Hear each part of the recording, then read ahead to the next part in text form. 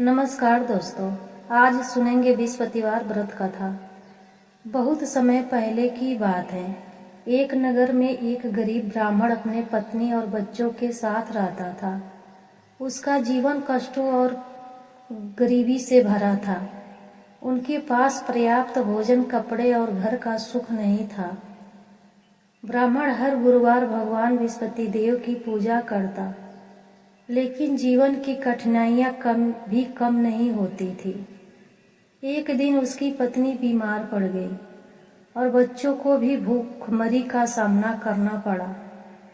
ब्राह्मण बहुत दुखी था और आंसुओं के साथ भगवान से प्रार्थना करने लगा, हे भगवान बृहस्पति, मैं आपकी पूजा करता हूँ, व्रत रखता हूँ, फिर भी मेरे घर में कष्ट कम नहीं होते।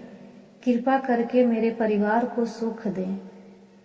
भगवान बृहस्पति ने उसकी सच्ची भक्ति और दर्द भरी प्रार्थना देखी।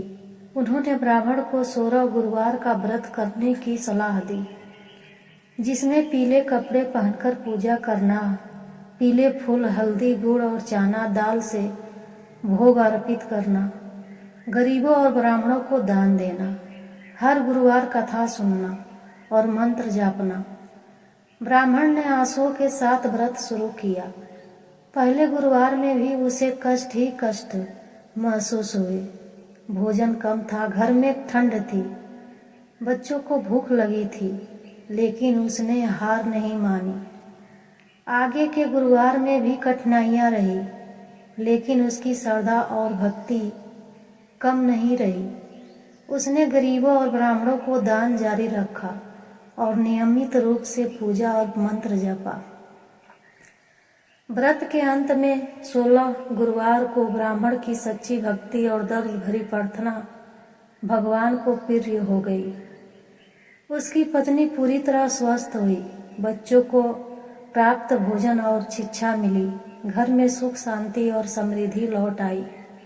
भगवान बृहस्पति ने उसके दुखों को दूर कर दिया और उसे सिखाया कि सच्ची भक्ति और धैर्य कभी व्यर्थ नहीं जाता। कष्ट चाहे कितना भी बड़ा हो, भगवान की कृपा हमेशा उनके भक्तों के साथ रहती है।